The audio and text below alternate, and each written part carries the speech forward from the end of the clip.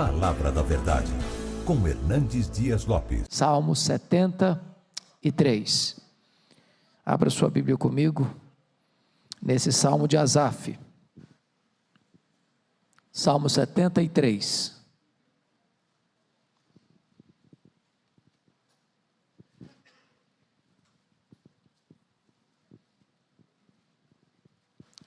Lido o texto, mantenha a Bíblia aberta, para juntos considerarmos esta passagem.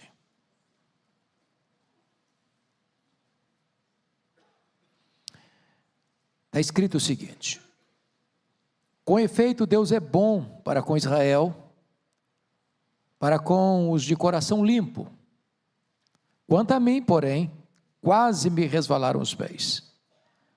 Pouco faltou para que se desviassem os meus passos, pois eu invejava os arrogantes ao ver a prosperidade dos perversos. Para eles não há preocupações, o seu corpo é sadio e nédio, não partilham das canseiras dos mortais, nem são afligidos como os outros homens. Daí a soberba que os cinge como um colar, e a violência que os envolve como um manto. Os olhos saltam-lhes da gordura, do coração brotam-lhes fantasias. Motejam e falam maliciosamente, da opressão falam com altivez. Contra os céus desandam a boca, e a sua língua percorre a terra. Por isso, o seu povo se volta para eles, e os tem por fonte de que bebe a largos sorvos. E diz: como sabe Deus? Acaso há conhecimento no Altíssimo? Eis que são estes os ímpios, e sempre tranquilos aumentam suas riquezas. Com efeito, inutilmente conservei puro o coração e lavei as mãos na inocência, pois de contínuo sou afligido e cada manhã castigado. Se eu pensar em falar tais palavras, já aí teria traído a geração de teus filhos. Em só refletir para compreender isso, achei muito pesada a tarefa para mim, até que entrei no santuário de Deus e atinei com o fim deles. Tu certamente os pões em lugares escorregadios e os fazes cair na destruição, como ficam de súbito assolados, totalmente aniquilados de terror. Como ao sonho, quando se acorda, assim, ó Senhor, ao despertares, desprezarás a imagem deles. Quando o coração se me amargou e as entranhas se me comoveram, eu estava embrutecido e ignorante. Era como um irracional à tua presença. Todavia, estou sempre contigo. Tu me seguras pela minha mão direita. Tu me guias com o teu conselho e depois me recebes na glória. Quem mais tenho eu no céu? Não há outro em quem eu me compraza na terra. Ainda que a minha carne e o meu coração desfaleçam, Deus é a fortaleza do meu coração e a minha herança para sempre. Os que se afastam de ti, eis que perecem. Tu destróis todos os que são infiéis para contigo. Quanto a mim, bom é estar junto a Deus. No Senhor Deus ponho o meu refúgio para proclamar todos os seus feitos. Amém. Meus irmãos, eu quero então tratar com vocês hoje sobre a diferença entre o crente e o ímpio. A diferença entre o crente e o ímpio. Vocês perceberam aí na leitura do texto, que lá no cabeçalho do texto está escrito livro 3. E essa é a divisão do saltério, né? O saltério, 150 poemas, escritos num período de 1000 anos aproximadamente, foram reunidos, organizados depois do cativeiro babilônico, e agrupados em 5 livros, 1 ao 41, 42 ao 72, 73 ao 89, 90 ao 106 e 107 ao 150. Este salmo, Salmo 73, abre o terceiro livro. Nesse terceiro livro, a maioria dos salmos é de autoria de Asaf. E este é um salmo de Asaf, tratando de um dos assuntos mais recorrentes, mais intrigantes da Bíblia, que é o problema da prosperidade do ímpio, daquele que não conhece a Deus, daquele que zomba de Deus, daquele que não tem compromisso com os valores de Deus, e parece que a vida dele aqui, na breve jornada do berço à sepultura, é melhor, é mais tranquila, é mais leve, é mais próspera, do que a vida daquele que é piedoso, que anda com Deus. O ímpio parece, na descrição dele, que tudo que põe a mão vira dinheiro, os bens dele prosperam na terra, ele tem saúde. Aliás, parece que o seu corpo é sadio e nédio, a ideia de nédio aí que já vem bronzeado de fábrica.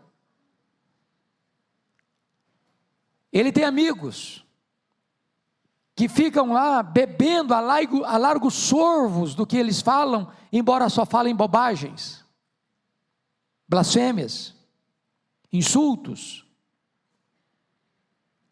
Seus filhos parece que são mais bem-sucedidos na vida. E então Asaf vai dizer para nós que de repente ele está na janela da tentação, olhando para os ímpios e olhando para si. Diz: puxa vida, a vida dele é melhor que a minha. Olha lá, eu não tenho os meus problemas. Ele não fica desesperado para pagar a conta no final do mês. Ele paga plano de saúde, mas nem ao médico precisa ir, porque a saúde dele é perfeita. Olha lá, está cercado de amigos, ou pelo menos de bajuladores. As pessoas recorrem a eles como os sabichões do tempo. Ele não tem preocupação como eu tenho.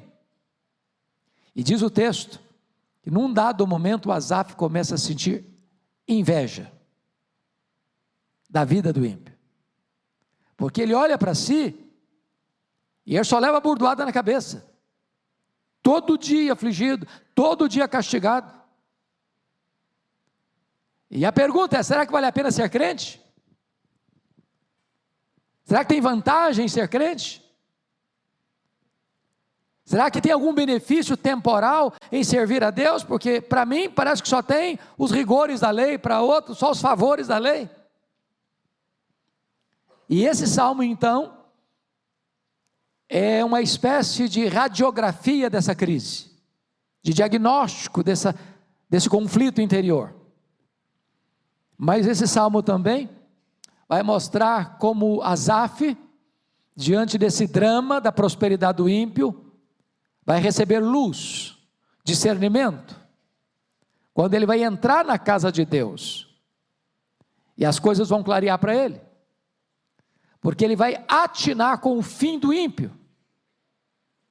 porque o ímpio só tem dinheiro, só tem saúde, só tem bajuladores, e nada mais. Mas o justo, apesar de provado, na fornalha da provação, ele tem Deus, ele tem uma herança imaculada, ele tem uma glória eterna.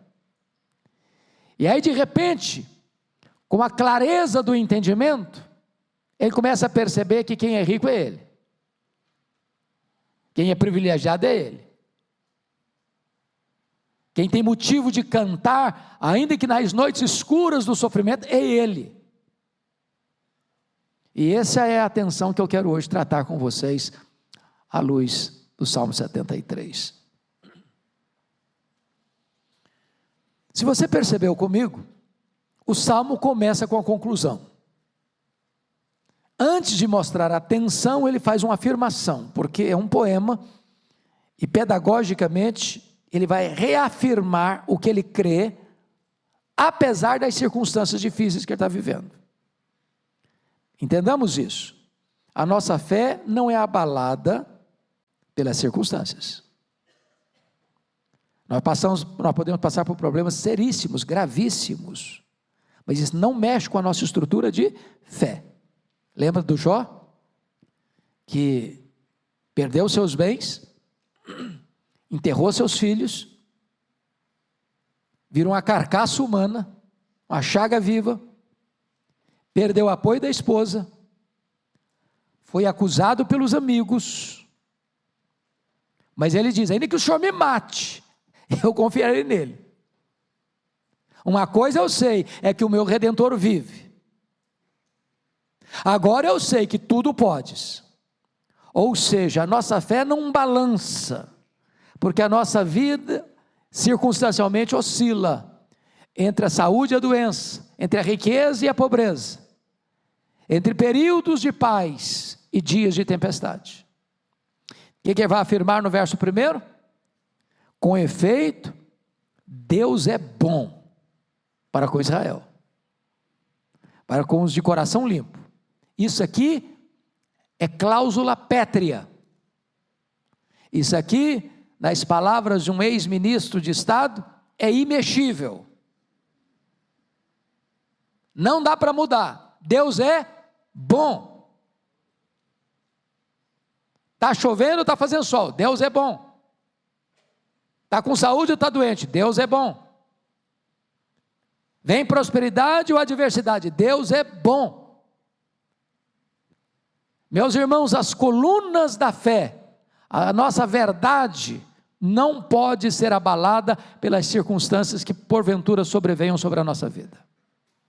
Bom, dito isto, então vamos agora à exposição do Salmo.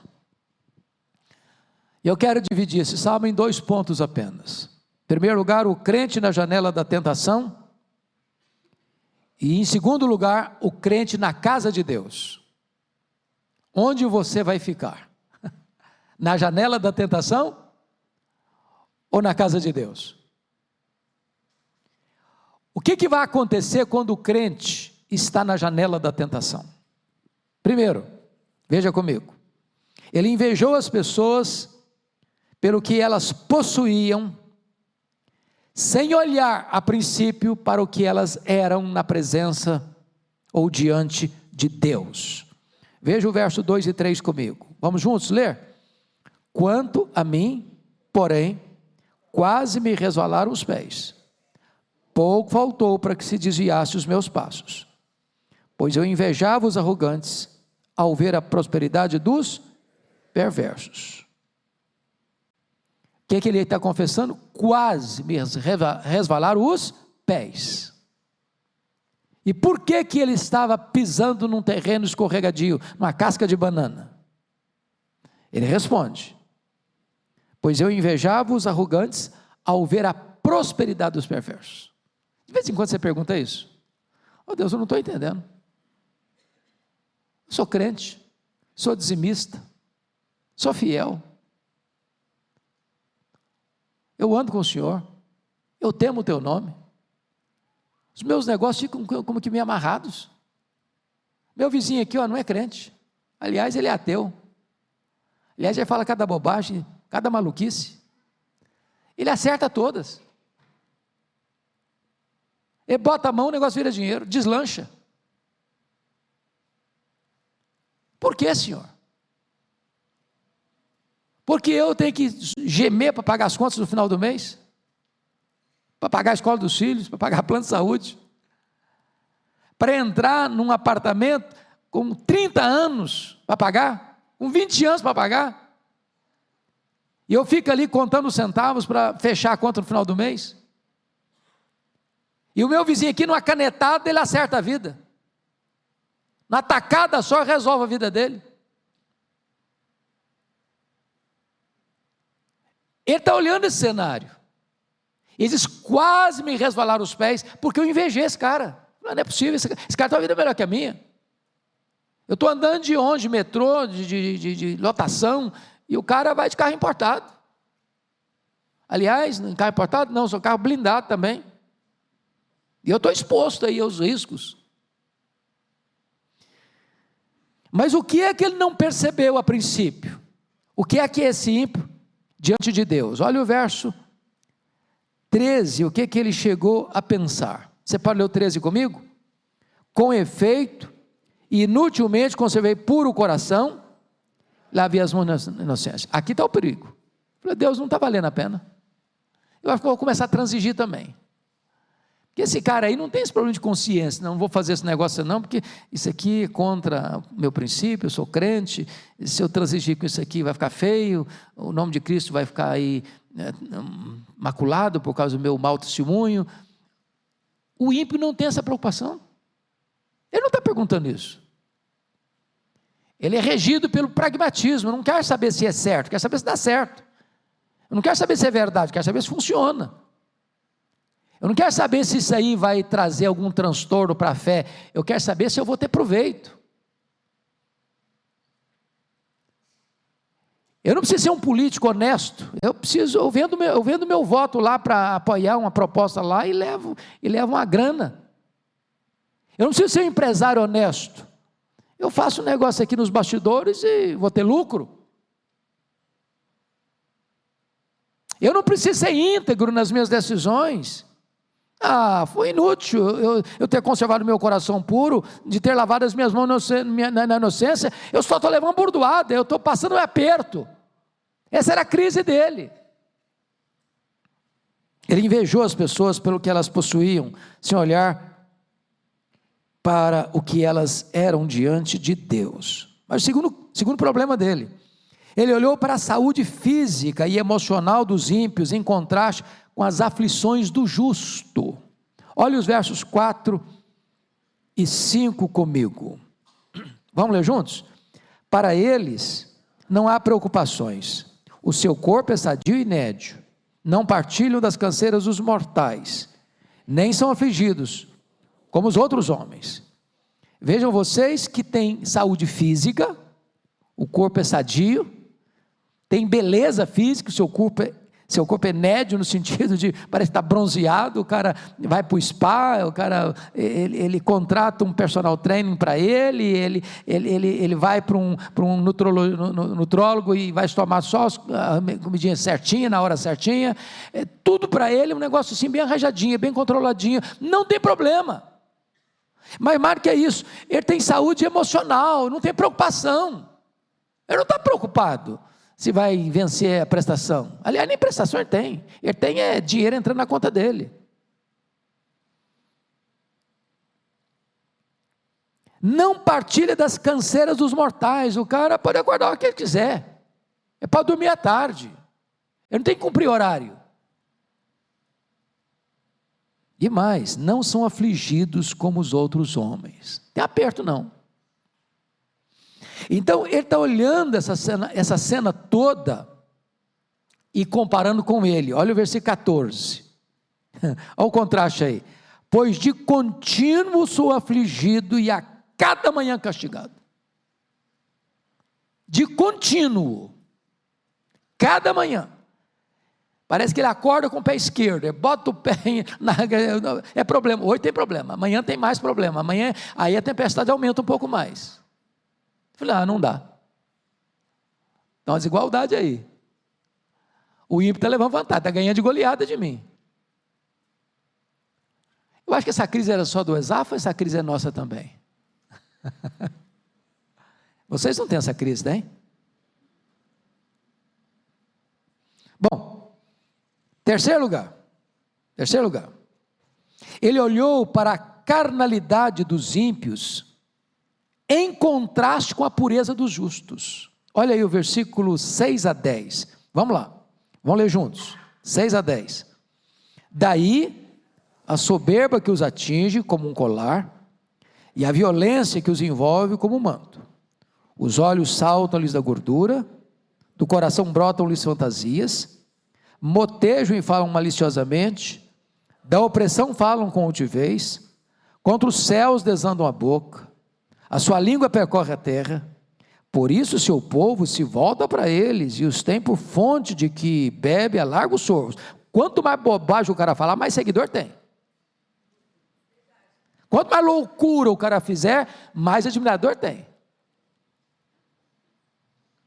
Vejam vocês, soberba. Soberba é o pecado que mais Deus odeia. Foi o pecado que causou a queda dos anjos e a queda dos homens. Deus resiste ao soberbo, mas o cara é soberbo. O cara acha que ele é o tal. Aí diz o texto, notem vocês, a violência os envolve como um manto, porque a violência é fruto da soberba. Ou seja, se eu sou soberbo, tudo tem que girar ao meu redor, tudo tem que fazer a minha vontade. Quem se colocar no meu caminho vai ter que sair, porque a minha vontade prevalece. Olha o verso 7, os olhos saltam-lhes da gordura, do coração brotam-lhes fantasias.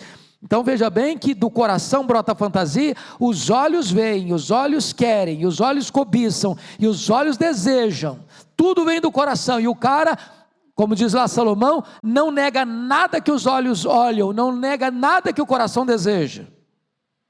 Olha a língua deles, versículo 8, motejam, falam bobagem, falam maliciosamente, e mais, da opressão falam contivez, eles oprimem e sentem orgulho disso, eles tomam o que é do outro, e ainda acham que eles são os heróis. Mas mais do que isso, olha a blasfêmia no verso 9, contra os céus desandam a boca, e agora olha os fake news ou a maledicência, e a sua língua percorre a terra, fala mal de todo mundo. Qual o resultado disso? São rejeitados, não, são pichados como gente sem valor. Não, o contrário, olha o verso 10, por isso o seu povo se volta para eles e os tem por fonte de que bebe a largos soros. São os conselheiros, são consultados, são os que dão mentoria de como se vive, como se enriquece, como ser bem sucedido na vida. E aí, vejam vocês, qual é a postura dele, como é que ele está? Versículo 13 de novo, com efeito inutilmente conservei puro o coração e levei as mãos na inocência. Olha Deus, eu estou aqui crente, piedoso, levando uma vida santa e tal, eu evito erro, eu evito pecado, mas eu estou levando tinta, estou levando burdoada na cabeça, estou sendo afligido. Olha o contraste. O que ele sente? Inveja. O que aconteceu com ele? Quase resvalou os pés. Mas em quarto lugar, ele olhou para as blasfêmias dos ímpios em contraste com a língua santa dos justos. É isso que nós já estamos tratando aqui nos versos 8 e 9, de como ele usa a língua para falar mal dos outros e de Deus. E como é que ele está? Versículo 15. Você leu 15 comigo? Vamos lá? Se eu pensar em falar tais palavras, já aí teria traído a geração dos teus filhos. Olha uma coisa interessante. Tudo isso que registra aqui, ele não chegou a falar. Ele fez o quê? Ele pensou. Porque às vezes as batalhas da nossa alma, irmãos, estão lá dentro do nosso coração. A gente não fala, a gente sente. A gente rumina esse trem. E aqui vai fazer uma confissão.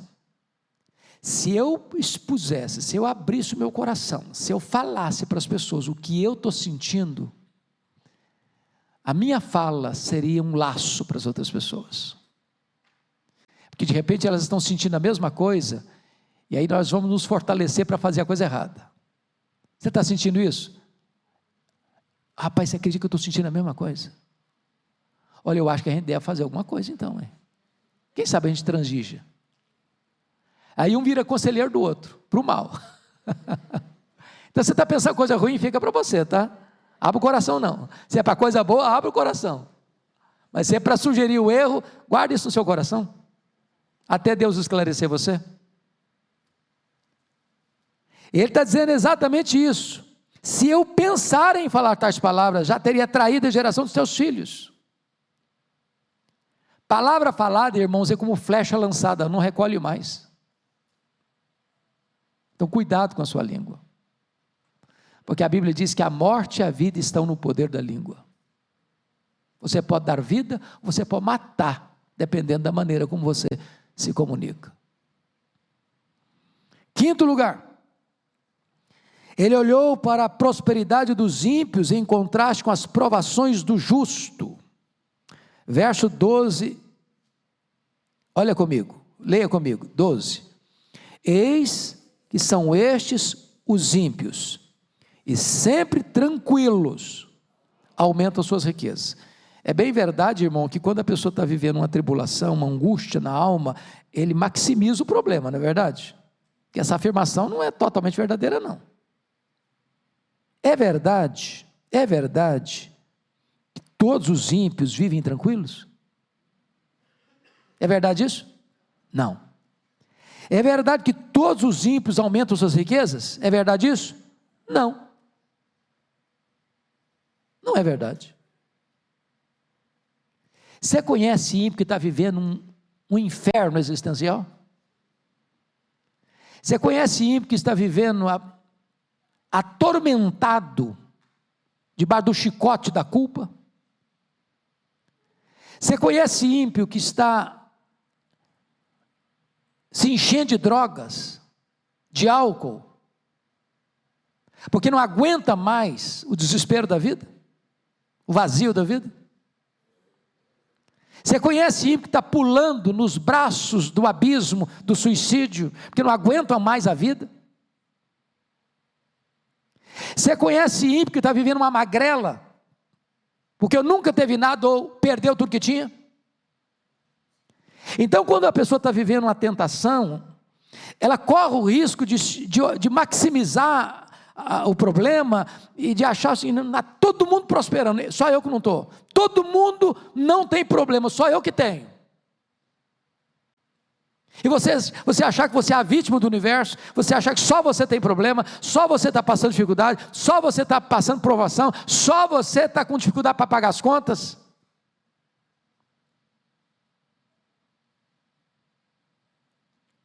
Ele faz uma leitura distorcida do problema. Olha o verso 14. Vamos ler juntos? Pois de contínuo sou afligido, cada manhã castigado. Será que isso é verdade também? Será que é verdade também? Bom, estou falando para um grupo de irmãos e irmãs, de gente crente. Você tem luta na sua vida? Tem. Mas você tem bênção na sua vida? Tem. Tem dia que você está feliz? Está mesmo. Tem dia que você está celebrando? Está mesmo. Com problema, sem problema, você está celebrando. Você é crente. O problema é que a provação, a tentação, pode levar você a olhar a vida do outro como um mar de rosas e olhar para a sua vida como um mar de tempestade. Tem um livro que eu gosto muito, e tem a ver com a família, com vida conjugal, é O Mito da Grama Mais Verde. Alan Peterson. E ele diz que o mito da grama mais verde é o seguinte: a gente sempre pensa que a vida do outro é melhor que a nossa, a casa do outro é mais bonita que a nossa, os filhos do outro são mais educados que os nossos, o cônjuge do outro é mais atraente que o nosso. E a gente acha que do lado de lá do muro a grama está verde. Foi isso que aconteceu com Adão e Eva. De repente o jardim do Éden virou uma coisinha insignificante, uma prisão de privação de direitos maiores que eles eram dignos, que mereciam coisa melhor. De repente o jardim já não satisfaz mais, querem mais. É o problema do filho pródigo, a casa do pai, a mesa do pai já não tem sabor mais, já não tem espaço mais, já não tem prazer mais, porque a vida deve estar pulsando lá fora, no país distante. É a tentação. O outro parece que tem todos os favores, eu parece que só tenho os problemas. Mas a visão está distorcida, a leitura está errada. O que ele está olhando nesse mapa da tentação, ou na janela da tentação, é que havia coroas para os réprobos e cruzes para os eleitos. Os ímpios estavam cantando e ele chorando. Os ímpios tinham descanso, ele tinha perturbação. Os ímpios tinham tranquilidade, sossego e paz, e ele, só tormento. A leitura está embaçada. Esse é o problema da tentação. Esse é o problema da janela da tentação. Mas aí vamos ver o segundo ponto do Salmo agora. Então, vamos tirar o crente da janela da tentação, e vamos levar o crente para onde agora? Para a casa de Deus. Onde tem discernimento, onde tem luz, onde a visão está clara, onde não tem confusão mental, ou não tem nevoeiro na mente. Então vamos ver o que vai acontecer. O crente na casa de Deus. Primeiro, ele deixou de lado o egoísmo idolátrico para olhar para a vida com os olhos de Deus. Vamos ler juntos o verso 15 e 16. Por favor, vamos juntos. Se eu pensara em falar tais palavras, já aí teria traído a geração de teus filhos. Em só refletir para compreender isso, achei muito pesada tarefa para mim. Vejam vocês que o problema dele está no nível mental, antes de estar no nível moral. Ele está pensando, ele está refletindo. E o que ele está refletindo? Ele está refletindo que há coisas que às vezes estão aqui dentro, sendo remoídas, mexidas, recicladas, que não devem ser ditas, para não ser laço, causa de tropeço para outras pessoas. Tem palavras que, se nós as proferirmos, elas vão ser uma casca de banana no caminho de muita gente.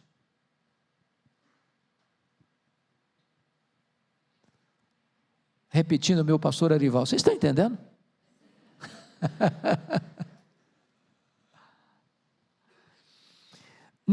Notem vocês, no verso 17, em só refletir para compreender isso, porque tem hora que é preciso refletir para compreender.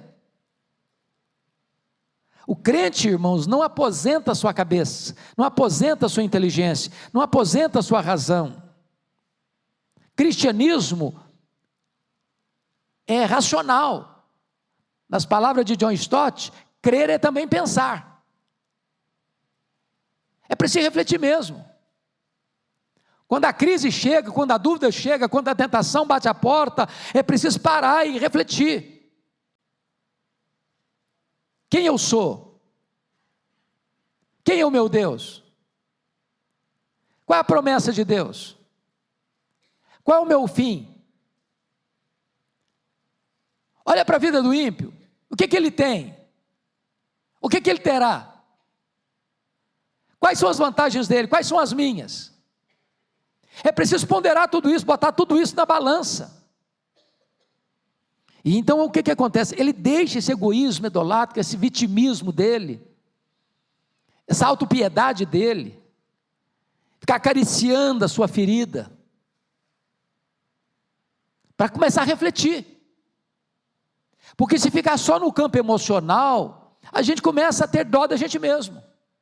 Coitadinho de mim, ai, tadinho de mim, eu sou a vítima do universo, Deus não gosta de mim, olha o que eu estou passando, olha a luta que eu estou vivendo, olha a prova que eu estou enfrentando, olha o vale que eu estou descendo, olha o chicote nas minhas costas, olha a burdoada na minha cabeça, olha a luta que eu estou vivendo, olha aí o meu vizinho, ó, não é crente não, olha aí, ele não está passando esse problema não. Eu começo a me vitimizar, eu começo a ter autocompaixão. Mas em segundo lugar, ele entrou na casa de Deus para olhar para a vida como Deus a vê. Veja os versos 17 a 20 comigo, vamos juntos ler esse texto, 17 a 20, por favor, vamos juntos. Até que entrei no santuário de Deus, e atinei com o fim deles. Tu certamente os pões em lugares escorregadios, e os fazes cair na destruição, como ficam de súbito assolados, totalmente aniquilados de terror, como ao sonho, quando se acorda, assim, ó Senhor, ao despertares, desprezarás a imagem deles. O que está acontecendo aqui? O Asaf deixou de ser um juiz de Deus para ser um adorador. Porque às vezes a gente acha que a gente é mais sábio que Deus. Ô Deus, eu só acho que o senhor está fazendo uma coisa errada. O senhor está pesando a mão demais aqui, passando a mão na cabeça do outro, passando pano para o outro. A gente começa a julgar Deus. A gente começa a achar que Deus está sendo injusto, que eu mereço mais. Aí ele entra na casa de Deus, e entrar na casa de Deus, irmão, significa escutar a palavra de Deus, olhar para a vida na perspectiva de Deus, com as lentes de Deus. E a primeira coisa que ele vai compreender, quando eu entrei no santuário de Deus, eu atinei com o quê? Com o fim deles.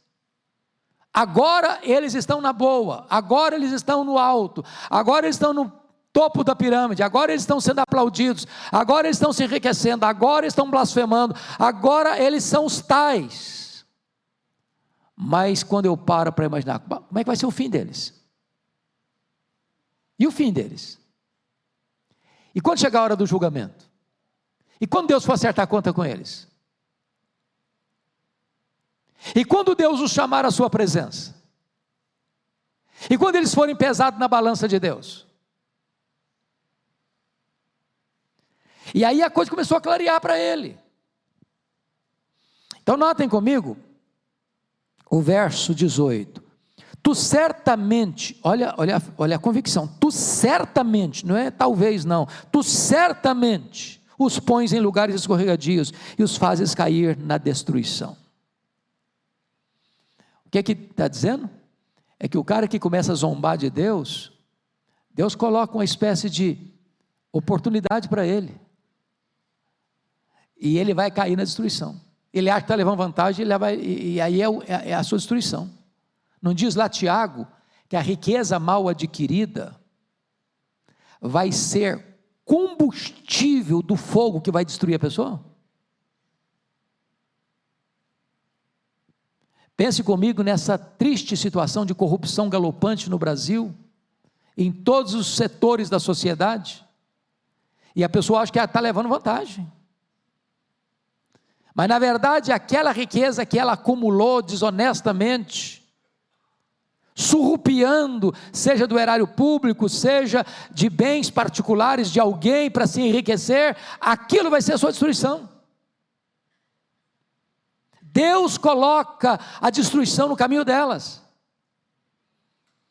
Olha comigo o versículo 19, como ficam de súbito assolados, totalmente aniquilados de terror. Veja bem que ele estava em paz, não é isso que ele estava dizendo? Está sereno, está seguro, está tranquilo. Até quando ele vai ficar tranquilo? Até quando vai ficar tudo bem com ele? Vai chegar uma hora que essa tranquilidade dele vai acabar. E se não acabar enquanto aqui caminhar, certamente vai acabar no dia do juízo. Quando o Senhor vai dizer para ele: apartai-vos de mim, vós os que praticais a iniquidade, para o fogo eterno, preparado para o diabo e seus anjos, e não haverá quem recorrer, e não haverá bajulador que vai ajudar. Mas tem mais. Por favor, note comigo a figura do verso 20. Como ao sonho quando se acorda, assim, ó Senhor, ao despertares, desprezarás a imagem deles. Ele está usando uma figura de linguagem, como se Deus estivesse aqui agora, dormindo. Porque essa é a pergunta da sociedade: por que o camarada faz e acontece, faz e acontece, faz e acontece, faz e acontece, não acontece nada com ele? Por que ele consegue subornar uma testemunha, subornar um juiz, subornar uma corte, subornar aqui, subornar ali, e ele escapa de tudo, ele escapa de todos? Onde está Deus? Parece que Deus está dormindo. Essa é a linguagem. E a Bíblia usa muito essa linguagem, como se Deus estivesse dormindo, como se Deus não estivesse olhando, como se Deus estivesse percebendo. E ele diz que haverá um momento em que Deus vai acordar. Não é que Deus dorme, não, Deus não dorme. Não dormita nem dorme o guarda de Israel. A linguagem é que parece que tem hora que Deus não acerta as contas na hora. É isso mesmo, Deus nem sempre acerta as contas na hora. Deus não castiga o pecador, acabou de pecar, vem castigo. O cara, eu falei, epa, que é isso? Deus dá corda para o cara. Mas quando Deus levantar, aí está perdido. Aí não tem a quem recorrer. Aí não tem ninguém que os livre. Essa é a linguagem de Asaf aqui.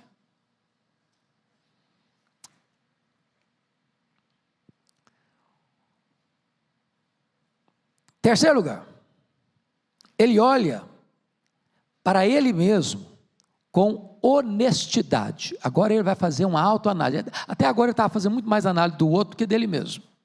A análise que ele fazia dele mesmo era análise de autopiedade, coitadinho, comiseração, de vitimismo. Agora vamos ver a leitura honesta que ele faz dele mesmo, versos 21 e 22. Vamos juntos, todos nós, vamos juntos.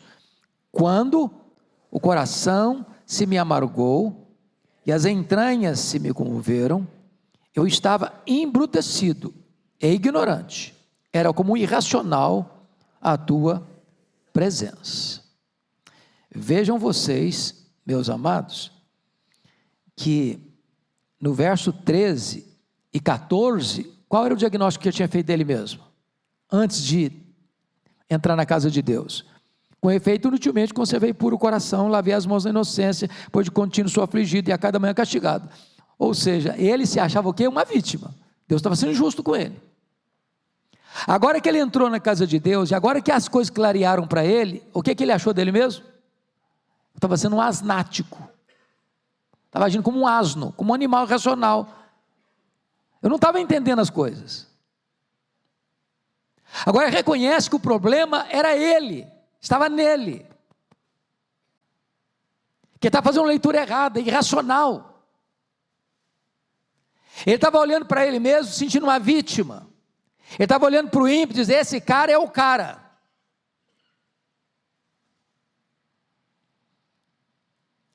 Quantas vezes, meus irmãos, a gente também corre o risco de agir como um tolo, pensar como um tolo. E a gente precisa da luz da palavra de Deus, para ter clareza, para ter discernimento. Para chegar e dizer, meu Deus, o que eu estava pensando, o que eu quase cheguei a falar, o caminho que eu quase escorreguei e caí, eu estava agindo como um doido, como um desprovido de entendimento, de inteligência, de racionalidade. Eu estava embrutecido. Mas agora vem o último ponto, é que ele abriu os olhos da fé para entender o que é a graça de Deus em sua vida, nos versos 23 a 26. Vamos juntos então, por gentileza, 23 a 26. Todavia, estou sempre contigo, tu me seguras pela minha mão direita, tu me guias com o teu conselho, depois me recebes na glória. Quem mais tenho eu no céu? Não há outro em quem eu me compraza na terra. Ainda que a minha carne e o meu coração desfaleçam, Deus é a fortaleza do meu coração, e a minha herança para sempre. Eu destaco 4 coisas da graça de Deus aqui. Primeiro, Asaf descobriu a graça salvadora de Deus. Preste atenção no verso 23, que tem aí uma conjunção adversativa. Todavia, estou sempre contigo. Estar na presença de Deus, ter comunhão com Deus, conhecer a Deus, é a própria essência da salvação, é a própria essência da vida eterna. Pode ter certeza disso, Deus está sempre com você. Ele não abandona você. Ele não rejeita você. Ele não desampara você. Ele é o Deus da sua salvação. Seja você um homem rico, seja você um homem pobre, seja você uma mulher próspera, seja você uma mulher que está passando uma luta financeira, seja você uma pessoa que tem uma saúde extraordinária, seja você uma pessoa que está enferma, seja você uma pessoa que está vivendo um momento de grande bonança ou um momento de grande provação, Deus está com você. Segundo, Asaf descobriu a graça restringente de Deus. No verso 23 ele vai dizer o seguinte: tu me seguras pela minha mão direita. Eu acho isso maravilhoso, irmãos. Sabe por quê? Deus usa a sua mão destra, a mão do poder, a mão da força, a mão do governo, para segurar você. Sabe o que significa isso? Sabe por que ele não caiu? Quase me resvalaram os pés, mas não resvalaram. Quem o segurou para não resvalar? Deus. A Bíblia diz que Deus conhece a nossa estrutura e sabe que somos pó. Ou seja, nem você, nem eu conseguimos ficar de pé, escorados no bordão da autoconfiança. Ou Deus segura a nossa mão, ou nós perecemos, ou nós caímos. Há um hino que eu gosto muito, mas infelizmente a teologia não é tão boa. Eu aprendi esse cântico, Tarcia, lá na minha adolescência, na minha conversão. Segura na mão de Deus. Mas a ideia não é boa, porque quando eu seguro, eu sou muito fraquinho. A tentação de eu largar é grande. É igual o Pedro, né? Jesus disse para Pedro: vem Pedro, ao meu encontro sobre as águas. E o Pedro pulou do barco, começou a andar. De repente ele olhou para a fúria do vento e começou a naufragar. Ele largou a mão. Eu sou fraco demais, você também. Mas quando Deus segura a nossa mão, Ele não larga nunca. É a mão direita de Deus que pega você, que segura você, que guarda você, que protege você, que mantém você de pé diante dos grandes perigos e tentações da vida. A gente chama isso de graça restringente de Deus. Mas em terceiro lugar, Asaf descobriu a graça sustentadora de Deus. Olha o verso 24, por gentileza. Tu me guias com o teu conselho, e depois me recebes na glória. Então veja bem, tem o durante e tem o final. Tu me guias com o teu conselho eterno. A direção de Deus vai nos levando, é a palavra que nos instrui, que nos santifica, que baliza a nossa vida, para você não desviar nem para a direita, nem para a esquerda, para você fazer tudo segundo está escrito. E então você que medita na palavra de dia e de noite, a sua vida vai ser como uma árvore plantada junto às correntes das águas, que no devido tempo vai dar o seu fruto, cuja folhagem não murche, tudo quanto ele faz será bem sucedido. Você está sendo guiado pelo quê? Pelo conselho de Deus, pela palavra de Deus, pelos princípios de Deus. Você não vai ceder, nem à pressão, nem à sedução, porque você tem a Bíblia como a sua única regra de fé e prática. Isso é o conselho de Deus. Irmãos, isso é tão importante hoje, porque a sociedade hoje está querendo impor sua nova visão, sua nova cosmovisão. Como o pastor Arival disse hoje, a igreja tem valores e tem princípios que ela não negocia, que ela não abre mão. Mas a sociedade mudou, mas houve uma decisão de uma corte, por mais egrégia que ela seja. A Bíblia não foi, ela não será, ela continua sendo, ela é a palavra de Deus, a nossa única regra de fé e prática. Deus nos governa pela sua palavra. Tu me guia com o teu conselho eterno. A igreja é guiada pela palavra de Deus, e pronto. E quando a caminhada terminar, o texto diz: e tu me recebes na glória. É o triunfo, não é a condenação, não. Tu me recebes na glória. Mas em quarto lugar, Asaf descobriu a graça galardoadora de Deus. Então nós estamos falando de 4 tipos de graça: graça salvadora, graça restringente, graça sustentadora e, em quarto lugar, a graça galardoadora de Deus. Versos 25 e 26, vamos ler juntos? Mais uma vez. Quem mais tenho eu no céu? Não há outro em quem me compraza na terra. Ainda que a minha carne e o meu coração desfaleçam, Deus é a fortaleza do meu coração, e a minha herança para quando? Para sempre. Então qual é a riqueza de Asaf? Deus. Qual é a herança de Asaf? Deus. Qual o tesouro que vai ter no céu? Deus. Você quer riqueza maior? Você quer herança maior? Você quer tesouro maior? Você tem Deus. Você tem o seu Filho. Você tem Jesus. Então me permito ilustrar isso para vocês compreenderem melhor. Eu acho que eu já contei num dado momento essa ilustração aqui. Havia um homem muito rico na Europa, e esse homem, amante da arte, investiu a maior parte da sua riqueza em obras de arte dos maiores pintores da Europa. Ele tinha uma galeria selecionadíssima, quadros famosíssimos. E ele tinha um único filho, que era o herdeiro de toda a riqueza dele. Um dia esse filho dele foi fazer uma viagem com um colega, e nessa viagem, esse filho sofreu um acidente e morreu.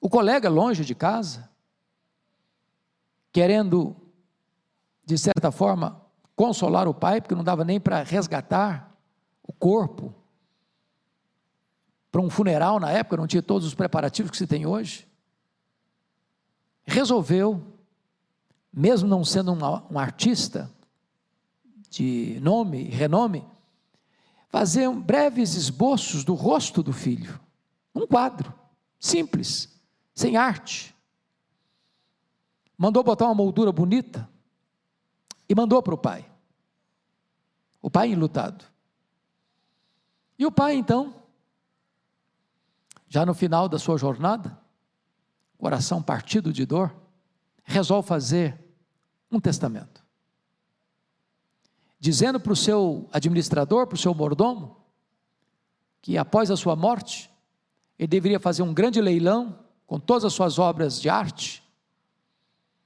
e doar, porventura, o resultado de tudo isso, para a obra de caridade, e fez o testamento.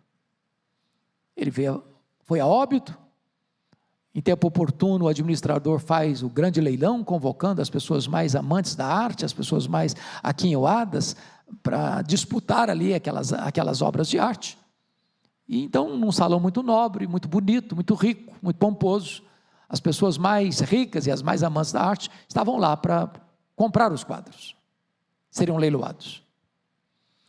Mas curiosamente, quando o administrador vai fazer o leilão, o primeiro quadro que ele bota para ser leiloado, foi o quadro do filho, não tinha valor nenhum, não tinha arte nenhuma, não tinha beleza nenhuma, não tinha assinatura de nenhum artista, e o pessoal ficou muito decepcionado, e ninguém queria fazer oferta nenhuma inclusive. Lá pelas tantas, um cidadão levantou-se e fez a oferta, e comprou o quadro do filho, que o colega tinha feito. E quando ele comprou o quadro do filho, o administrador disse assim: está encerrado o leilão. Todos protestaram, falaram: que negócio é esse? Nós fomos chamados aqui, fomos convocados aqui, como está encerrado o leilão? Está encerrado o leilão, porque faz parte do testamento. Quem tem o filho, tem tudo, é dono de tudo. Está escrito lá em João: quem tem o filho, tem a vida. Se você tem Jesus, você tem tudo, tudo é seu, tudo é seu, você tem o dono de tudo, Ele, Deus, o Filho, é o seu, é a sua herança, é a sua riqueza, eternamente, é isso que ele está dizendo. Mas notem comigo, no versículo 26, ainda que minha carne e meu coração desfaleçam, Deus é a fortaleza do meu coração e minha herança para sempre. Ou seja, não importa se aqui no mundo, entre o berço e a sepultura, eu vou ter problema, vou ter luta, vou ter enfermidade, vou ter pobreza, vou ter aflição, vou ter isso, vou ter aquilo, não importa, ainda que meu coração desfaleça, isso não muda a verdade eterna de que Deus é a minha herança, a minha riqueza para sempre. Então quem é feliz na verdade? Quem é rico na verdade? É o crente, que tem Deus como sua herança, que tem aqui a graça salvadora, a graça restringente, a graça sustentadora, a graça galardoadora. Mas vamos à conclusão, nos versos 27 e 28. Vamos ler juntos a conclusão do Salmo? Os que se afastam de ti, eis que perecem. Tu destróis todos os que são fiéis para contigo. Quanto a mim, bom é estar junto a Deus. No Senhor Deus foi o meu refúgio, para proclamar todos os seus feitos. Ele começa o Salmo dizendo: eu quase resvalei os pés. Eu invejei o ímpio, a prosperidade dele. Eu achei que o ímpio estava na vantagem, e eu estava em desvantagem. Toda manhã castigado, toda manhã afligido. Achei por um momento que tinha sido em vão eu ter conservado a minha vida limpa, pura, santa, piedosa. Mas agora eu fiquei esclarecido. Agora eu percebi que a realidade é outra. Agora eu percebi que a vantagem do ímpio é muito pequena e muito limitada e muito temporária, mas a minha herança, a minha riqueza, a minha segurança é eterna. O ímpio vai perecer, mas eu, quanto a mim, é bom demais estar junto a Deus, bom demais, pois no Senhor eu ponho o meu refúgio, para fazer o quê? Proclamar todos os seus feitos. Agora eu não acho que Deus é injusto, mas não, agora eu acho que Deus é bom, e assim que ele conclui, como disse, lá no começo, no versículo 1, ele começa com a conclusão. Vamos ler juntos com voz bem clara e eloquente o verso primeiro? Com efeito, Deus é bom para com Israel. Para com quem? Para com o coração limpo. Você está convencido disso, que Deus é bom? Então vamos ficar em pé e vamos orar.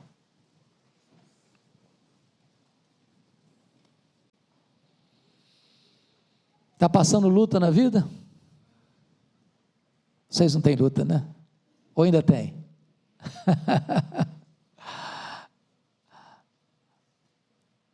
Mas Deus é bom. E a herança que você tem é eterna. E a herança que você tem, nenhum ouro da terra pode comprar. E você a recebeu de graça. Você foi alvo da graça de Deus. A graça salvadora. A graça restringente que segura você. A graça abençoadora, galardoadora. Senhor, nós te agradecemos pela tua palavra, porque ela faz um diagnóstico do nosso coração. Ela abre as nossas entranhas e expõe os dilemas que enfrentamos na janela da tentação. Ao mesmo tempo, a tua palavra nos leva para a tua casa, onde tem luz, onde tem razão, onde tem entendimento, onde tem compreensão, onde as coisas ficam colocadas no seu devido lugar.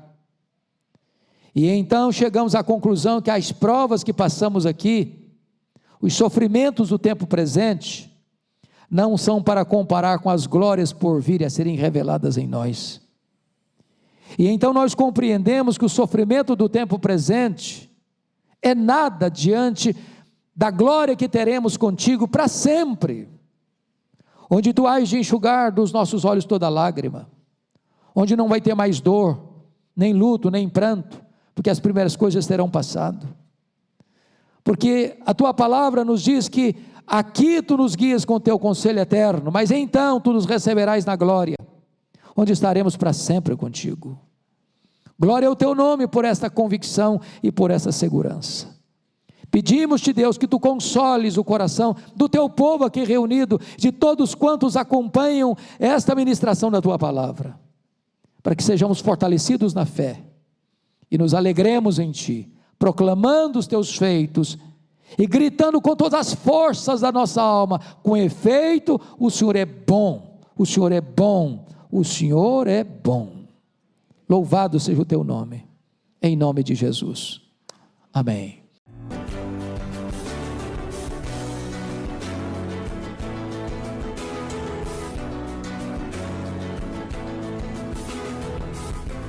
Palavra Palavra da Verdade, com Hernandes Dias Lopes.